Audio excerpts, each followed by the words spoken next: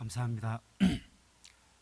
눈이 내려서 오시기에 불편함에도 불구하고 또 하나님 전을 사모하고 말씀을 사모하고 그래서 우리가 예배드리는 이것이 우리 하나님 앞에 가장 귀한 것이라고 하는 것을 다짐하면서 발걸음한 모든 사랑하는 주님의 자녀들 모두를 진심으로 환영합니다. 오늘 또 우리 찬양단원들 또 한 번 더 이렇게 빠짐없이 자리를 꽉 채워주셔서 너무나 감사드립니다. 오늘 우리에게 주시는 하나님 말씀은 모세가 이스라엘 백성들을 이끌고 가나안 땅으로 향하고 있습니다.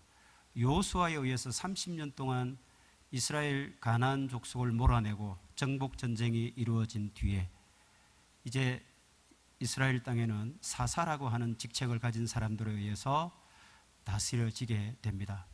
약 한 200년 동안 영어로는 저지라고 나와 있는데 우리는 사사라고 번역을 우리말 성경에는 되어 있습니다. 그러나 중국 성경과 가톨릭 성경에는 판관 포청천 많이 보셨죠? 이 판관이라고 번역이 돼서 좀 더 뚜렷하게 그 직책이 와 닿는 것 같습니다. 그래서 사사기에 12명의 사사가 등장을 합니다. 그래서 온니엘부터 마지막 12번째 삼손에 이르기까지 그들의 여러 가지 시행착오들, 하나님 앞에서 잘한 것과 못한 것들이 소개가 되고 있습니다.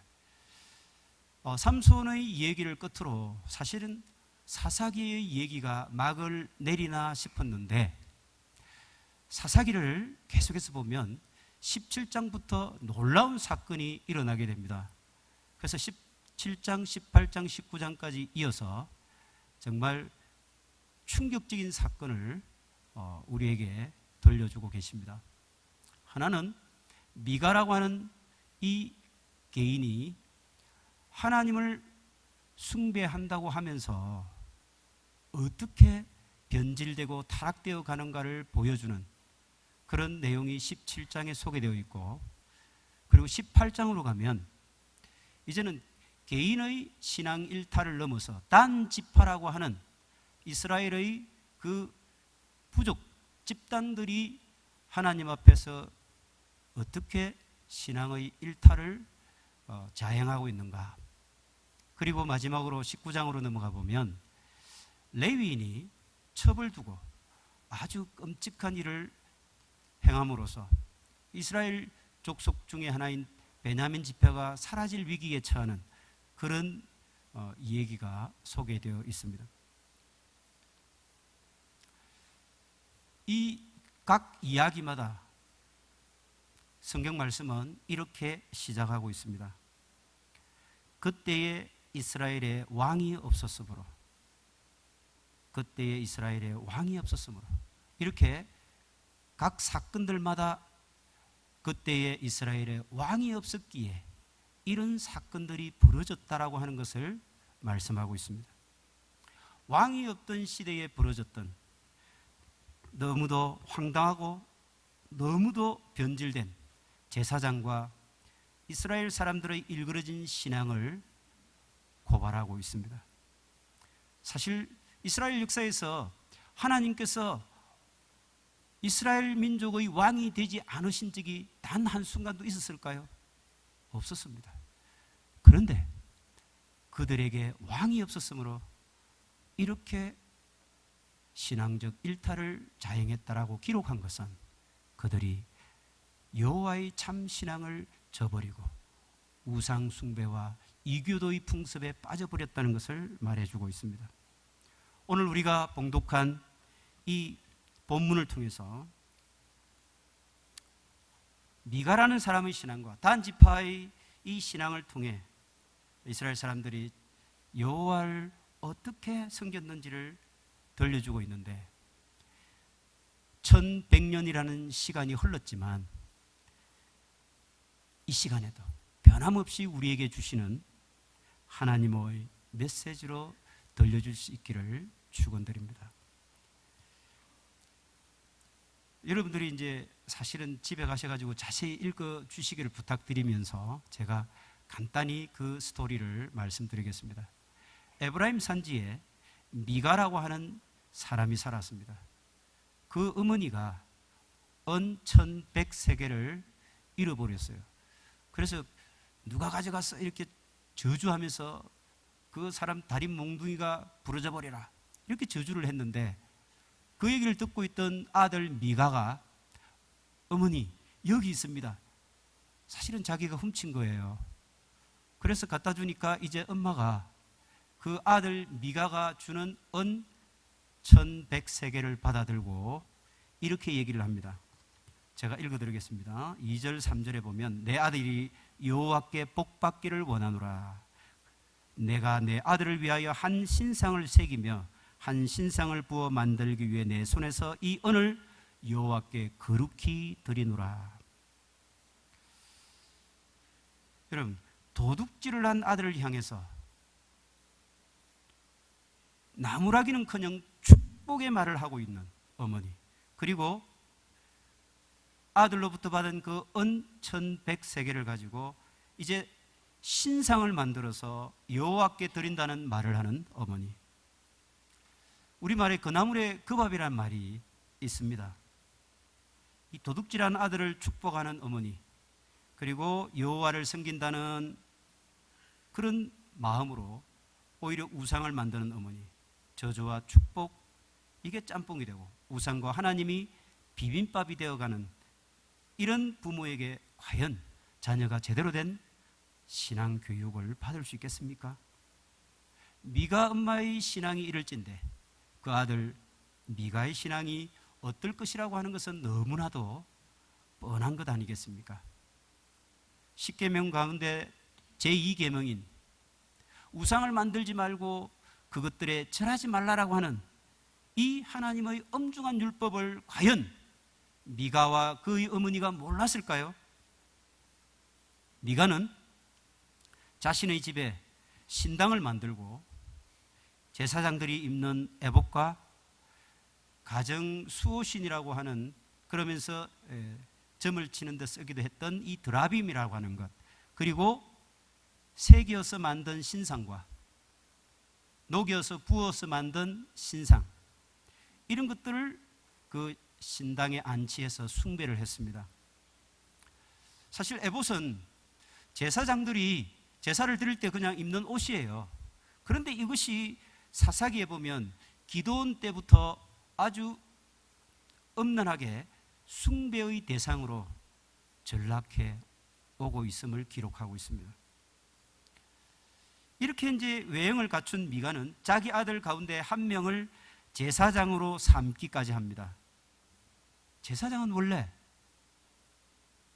레위인들 중에서 반드시 세우도록 하나님께서 율례로 정해 두신 것 아닙니까? 그런데 미가는 전혀 아랑곳하지 않았습니다. 그저 외적인 행식만 갖추고 하나님께 제사를 드리기만 하면 복을 누리고 살 것이라고 생각을 했던 것입니다. 왜 이런 일이 벌어졌을까요? 오늘날 우리 물질을 쫓아 살아가면서 내 형편에 맞도록 내 편의대로 하나님을 섬기고 예배하고 있는 우리의 모습, 과연 미간의 그 집의 신앙 실태와 오늘 우리의 모습이 전혀 다르다고 할 수 있을까요? 6절에 이런 말씀을 하고 있습니다. 그때에 이스라엘의 왕이 없었으므로 사람마다 자기 소견에 옳은 대로 행하였더라. 자, 이 이야기는 유대 베들레헴 출신의 한 청년 레위인이 미가의 집에 이르게 됨으로써 새로운 이제 전환이 일어나게 됩니다. 이 레위 청년은 유다 지파 거주지인 베들레헴에서 자기가 거주할 곳을 아무리 찾아도 없는 거예요. 그래서 이곳저곳을 떠돌아다니면서 자기 거주지를 찾았는데 우연히 미가 집에까지 이르게 된 것입니다. 아마 미가 집에 들러서 밥이나 함께 얻어먹고 이야기나 좀 하다가 떠날 요량이었겠죠. 자, 그래서 이때 이 레위 청년과 같이 자리를 하면서 미가가 얘기를 들어보니까 이 청년이 레위인이라는 거예요. 그래서 이 말을 들은 미가는 이제 그 청년 레위인에게 이런 제안을 합니다. 당신이 우리 집 제사장이 되어주면 매년 은 10세겔 그리고 아주 값비싼 의복 한 벌 그리고 새끼 밥을 먹여주겠다. 거주할 곳도 없는 이 떠돌이 레위 청년에게는 이처럼 좋은 제안이 있을 수가 없었던 것이죠.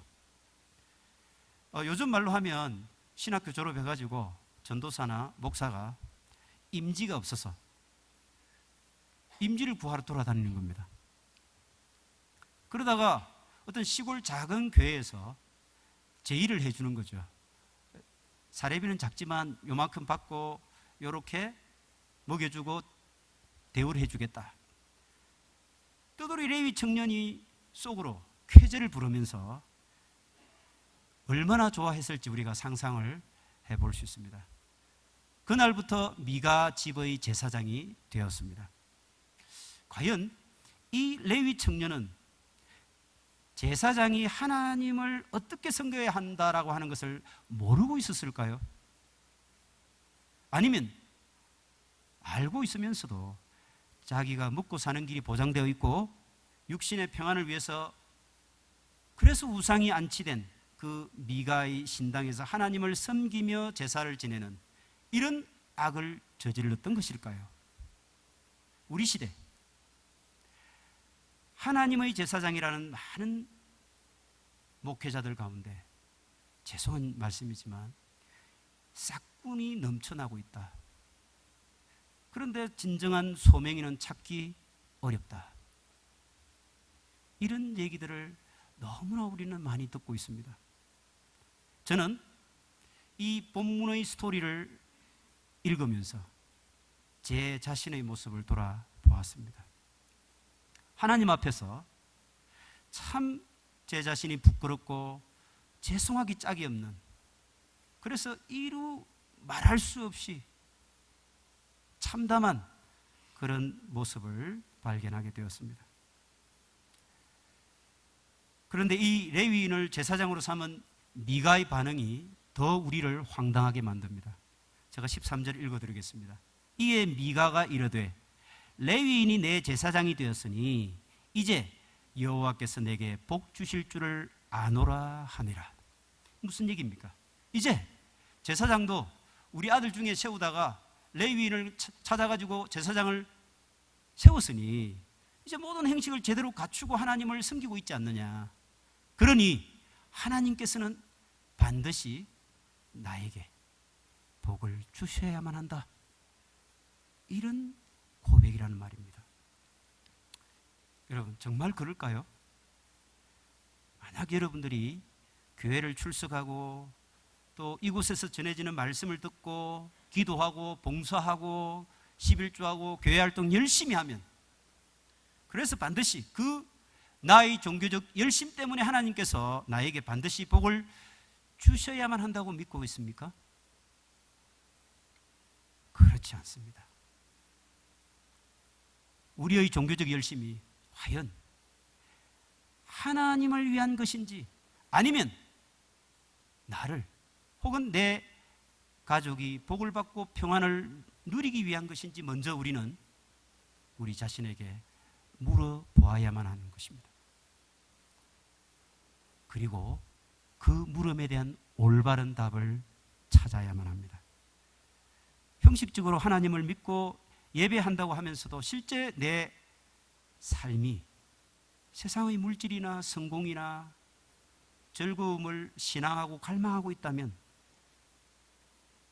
그것을 추구하고 있다면 우상을 만들어서 섬기면서도 자신은 하나님을 섬기고 있다고 그렇게 착각한 미가, 그러면서 복받기만을 갈망하는 이 미가와 무엇이 다르겠느냐 말입니다. 그런데 왜 이런 일이 벌어졌을까요? 그 옛날 왕이 없던 사사 시대처럼 자기 속에 옳은 대로 신앙생활을 하기 하고 있기 때문인 것입니다. 18장으로 넘어가 보면 이제 미가라는 개인의 신앙 일탈을 넘어서 단 지파라는 집단적인 신앙 일탈이 고발되고 있습니다. 단 지파는 원래 여호수아에 의해서 땅을 분배받았습니다. 우리가 잘 아는 마지막 사사인 삼손, 그가 단 지파 출신입니다. 그래서 블레셋 사람들이 많이 거주하고 있는 그 지역이 단 지파의 영역이었는데 단 지파 사람들은 믿음이 없었습니다. 그래서 쫓겨나게 되었어요. 그래서 사사기에도 기록이 되어 있습니다만 이들이 쫓겨나게 되다 보니까 거주할 땅이 협소해지게 되었습니다. 단 지파는 이제 새로운 더 넓은 정착지가 필요했습니다.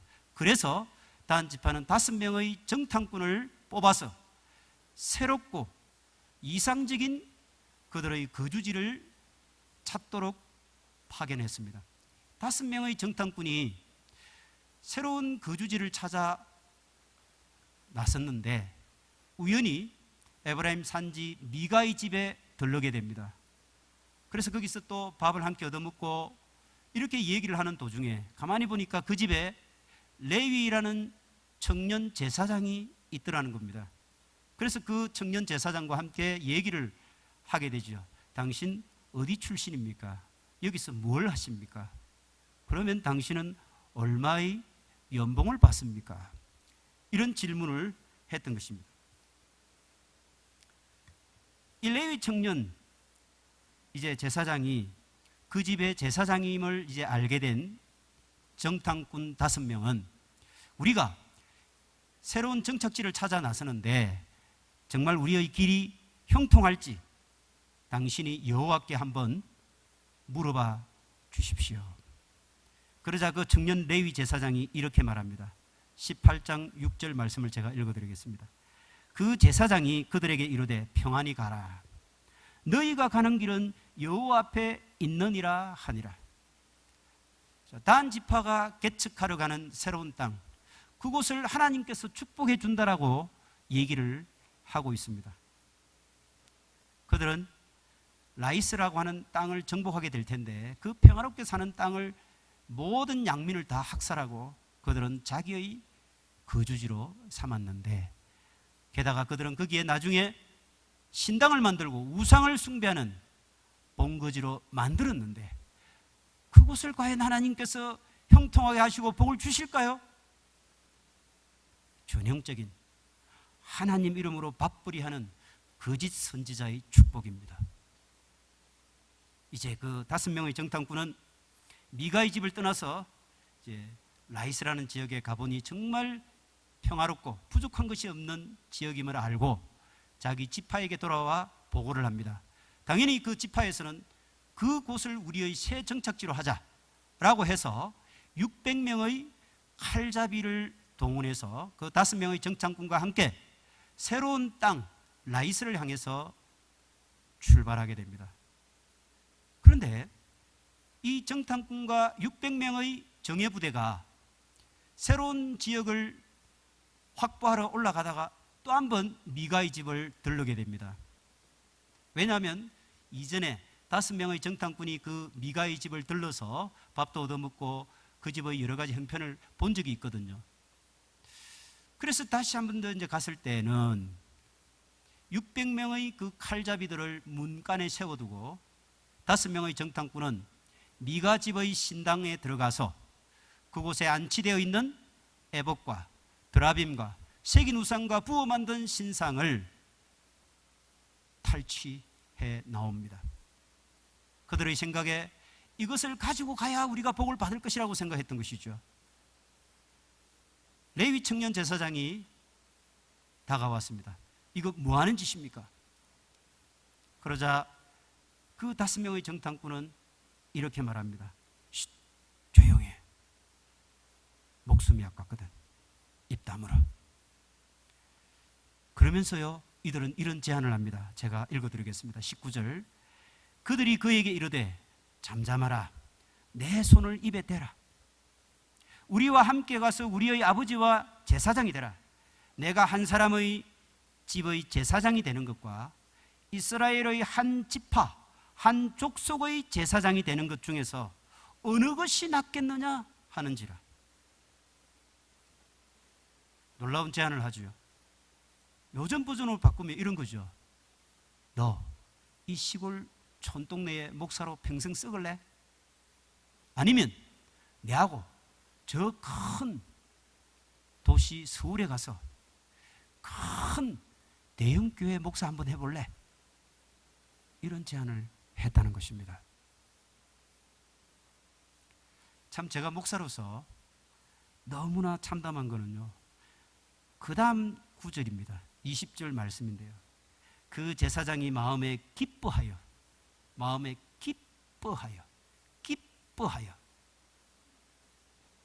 에봇과 드라빔과 새긴 우상을 받아가지고 그 백성들 곧 단 지파 가운데로 들어가니라. 기뻐하여. 물론 시골 교회에서 연봉 1,000만 원 받다가 서울의 대형교회에서 연봉 1억을 준다고 하니 이거 제정신이 아니겠죠. 꿈인지 생신지 볼도 찝어보고, 아이고 이게 살다 보니 별일이 다 있네. 참 저도 그런 유혹에 넘어가는 목사가 아닌가. 너무 죄송하고 너무 부끄럽습니다. 계속해서 이 암울한 영적 암흑기의 이야기를 따라가 보겠습니다.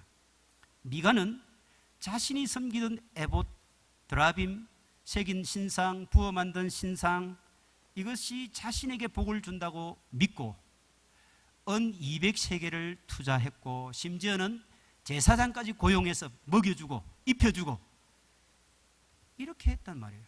그런데 단 지파 사람들이 나타나가지고 그것들을 모두 다 탈취해 가니까, 아이고 나에게 남은 것이 아무것도 없구나, 이제 나는 망했다, 이런 말을 하는 것입니다.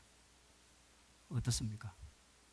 내 믿음이 사라지더라도 나를 위한 우상들, 나의 재물, 나의 학력, 나의 지식, 나의 명예, 심지어 내 자녀들, 이런 것이 있기만 하면 오케이, it's no problem.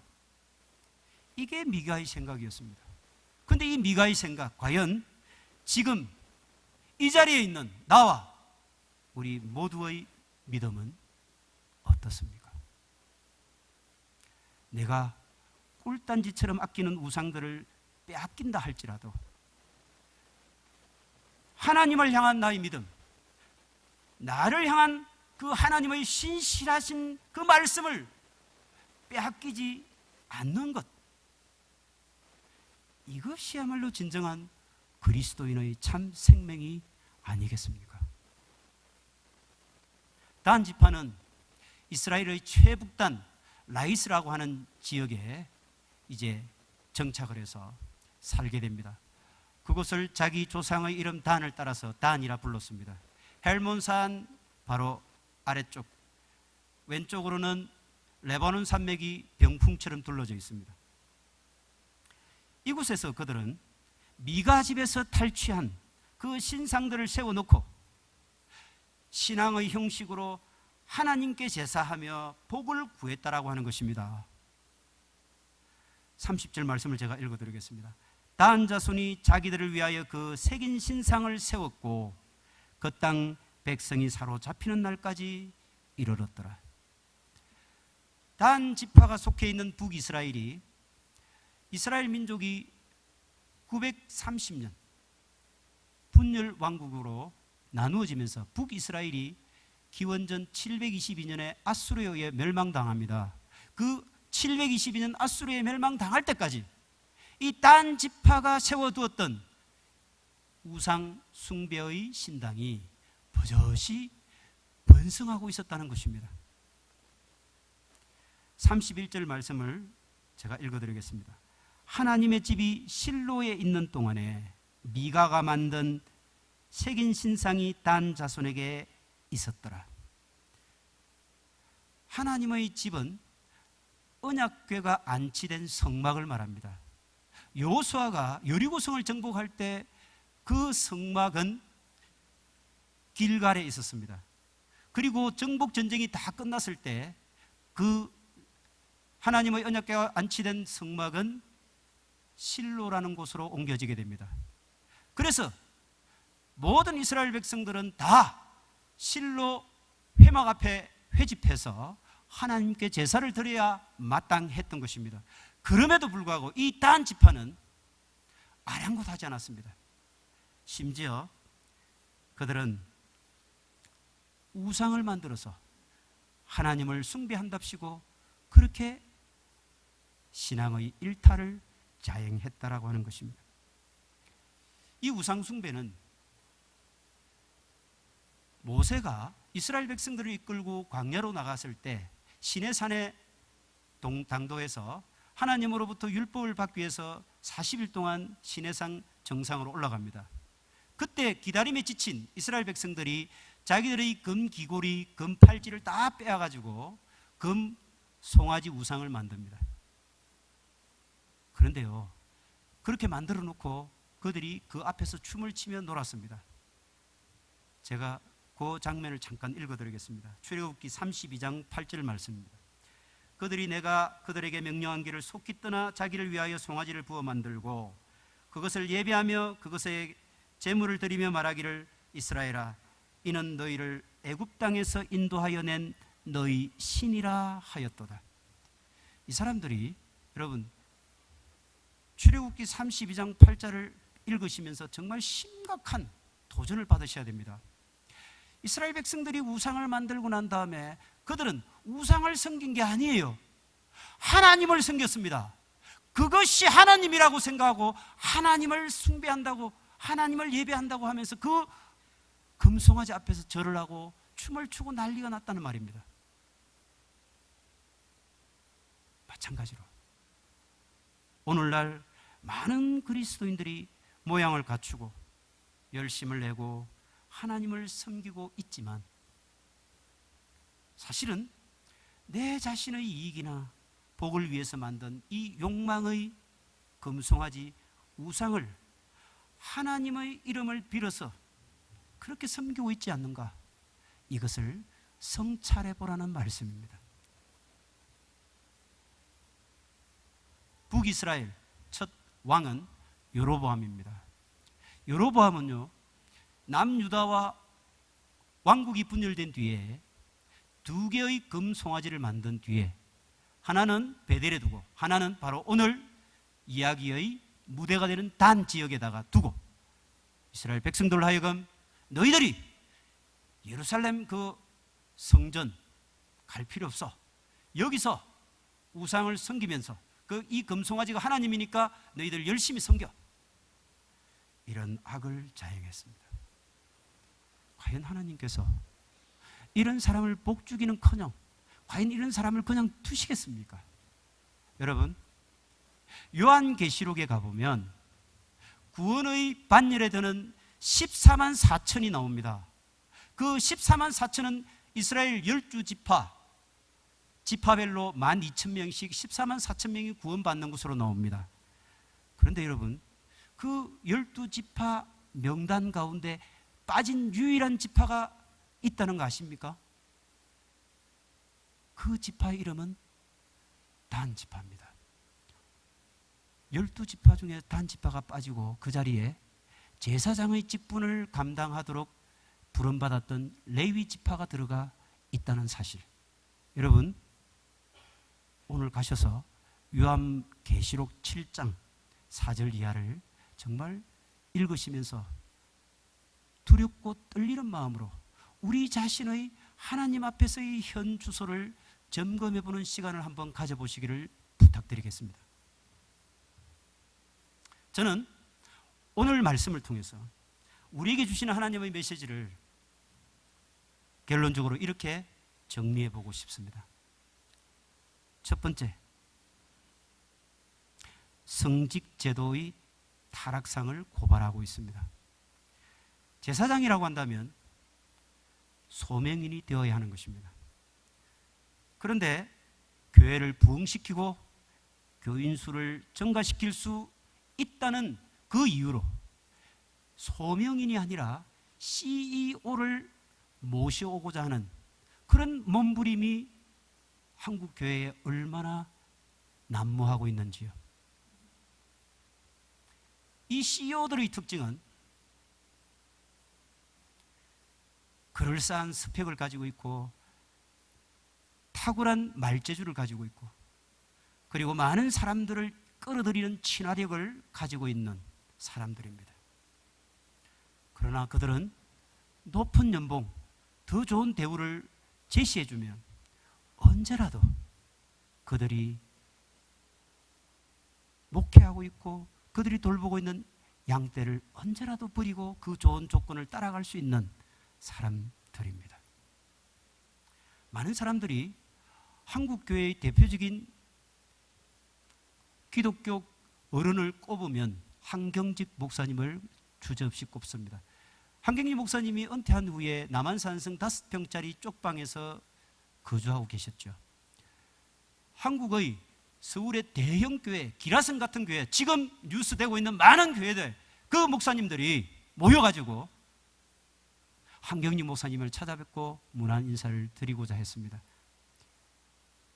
그래서 목사님께, 목사님, 저희들이 이렇게 모였으니까 목사님 덕담 한마디 해 주십시오. 한경직 목사님이 잠시 생각에 잠겼습니다. 그러면서 입을 열어 말씀하셨습니다. 목사님들, 예수 잘 믿으세요. 목사님들, 예수 잘 믿으세요. 저는 이 말씀이 저에게 주시는 하나님의 강력한 채찍처럼 느껴졌습니다. 여러분 어떻습니까? 예수 잘 믿고 계십니까? 두 번째, 기복주의에 물든 교회들과 그리스도인들을 고발하는 말씀드립니다. 미국 상원에 채플 시간이 있는데 그 채플을 담당하고 있는 리차드 할버슨 목사님이 이런 말씀을 했습니다. 원래 기독교의 복음은 팔레스타인에서 예수 그리스도와의 인격적 관계에서 시작되었다. 그런데 그 기독교 복음이 헬라 제국으로 넘어가면서 철학으로 변질이 되었고 그것이 로마로 건너가면서 제도로 변질되고 말았다. 그런데 그 기독교 복음이 영국을 통해서 유럽으로 확산되었을 때 그것은 문화가 되었다. 그리고 마침내 그 기독교 복음이 미국, 신대륙 미국으로 건너왔을 때 그 기독교의 복음은 기업이 되었다. 얼마나 여러분 참담합니까? 미국에서 기독교가 기업으로 변질되어 있는 이 모습. 그런데 우리나라 김재환이라고 하는 영화배우가 코바디스라고 하는 영화를 만들었는데 그분이 이런 얘기를 덧붙였습니다. 그 기독교의 복음이 미국에서 한국으로 건너왔을 때 그 기독교는 대기업이 되어 있었다. 대기업이 되어 있었다. 세 번째입니다. 이 본문 오늘 말씀은 우리에게 미신적인 신앙을 경고하고 있습니다. 성경의 말씀과 성경 말씀의 가르침대로 믿는 그런 신앙인들은 오늘 본문 내용에 나타나지 않습니다. 온통 자기 소견에 옳은 대로 그렇게 하나님을 믿는 현상이 난무하고 있는 그 모습을 적나라하게 보여주고 있습니다. 여러분, 성경 말씀에 근거하지 않는 교훈, 성경 말씀의 통제를 받지 않는 교회, 그 교회가 어떻게 참된 교회라고 할 수 있겠습니까? 교회는 하나님의 말씀의 지배하에 있을 때에 비로소 참된 교회가 될 수 있습니다. 그래서 교회는 날마다 성경 말씀을 연구하고 그 연구된 말씀의 우리의 삶 속으로 체화시키고 인카네이션 시켜나가는 이 작업을 게을리해서는 안 되는 것입니다. 네 번째, 본문 말씀을 통해서 이기적인 신앙을 경고하고 있습니다. 오늘 본문 이스라엘의 우상숭배 행위는 결국 궁극적으로 내 아들을 위해서, 나를 위해서, 우리를 위해서 이렇게 행한 신앙 생활이었음을 말하고 있습니다.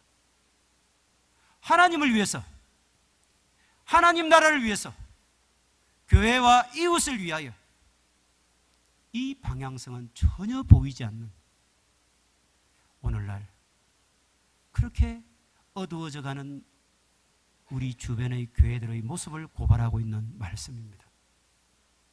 마지막으로 혼합주의 신앙을 경고하고 있습니다. 오늘 본문에 등장하는 미가, 그리고 그의 어머니, 레위 제사장, 그리고 단 지파 사람들, 이 모두가 여호와 하나님을 숭배하는 그런 종교의 틀을 가지고 있었다라고 하는 겁니다. 그들은요, 결단코 다른 신을 섬기지 않았습니다. 그들은 하나님을 섬긴다고 자신하고 있었던 사람들입니다. 사단은 우리에게 여호와를 버려, 너 예수 믿는 거 버려, 그것을 요구하지 않습니다. 그 대신에 세상의 문화와 가치들, 이런 것들, 예수와 함께, 하나님과 함께 이런 것들을 같이 섬겨, 이렇게 유혹하고 있다는 것입니다. 여호와를 믿되, 하나님을 믿되, 예수를 믿되, 오직 성경 그따위 소리 집어쳐. 그건 고리타분하고 어리석은 무식한 사람들이 하는 소리야. 세상의 흐름과 변화되어가는 가치관, 요즘 포스트 모더니즘이라고 하잖아. 진리는 상대적인 것이야. 진리에 이르는 길은 여러 길이 있을 수 있는 것이야. 이런 속삭임으로 끊임없이 우리의 신앙을 유혹하고 물타기를 하고 있는, 이것이 바로 사탄의 고도화된 전략입니다. 하나님 말씀에 감미료를 섞어서 달콤하게 만들어서 교인들의 귀를 즐겁게 해주고, 그래서 꼭 들어야 할 말씀이 아니라 교인들이 듣고 싶어하는 그 말씀이 넘쳐나는 오늘의 교회를 향해서 하나님께서는 경고의 메시지를 우리들에게 주고 계시는 것입니다. 여러분, 이 성경 66권에서 하나님의 메시지는 적어도 4분의 3 이상이 우리를 향해서 책망하고 나무라고 질타하시는 말씀들입니다. 왜 그렇게 하시겠습니까? 바로 우리를 사랑하시기 때문입니다. 우리가 죄와 사망의 길에서 돌이키기를 원하시기 때문입니다. 우리가 그 죽음으로 가는 타락의 길에서 돌이키기를 원하시고, 하나님 나라 백성으로 영생을 누리며 살아가기를 간절히 원하시는 하나님의 애끓는 심정이 담겨있는 말씀이 바로 이 성경의 66권 말씀이라는 것을 저와 여러분 모두 기억하시기를 부탁드립니다. 그래서 우리 모두가 가짜가 아니라 진짜 신앙으로 살아가는, 그래서 하나님이 기뻐하시는 그런 멋진 아름다운 그리스도인으로 거듭나는 결단이 이 시간 있기를 부탁드립니다. 기도하겠습니다. 하나님 아버지, 사사시대의 풍경을 통해서 한국 교회와 우리 시대의 교회들을 조망할 수 있게 해주셔서 감사드립니다. 예수님 다시 오시는 그날까지 예수님 한 분만을 내 삶의 주인으로 모셔서 내 삶 속에 채워가는 저희가 되게 하여 주시옵소서.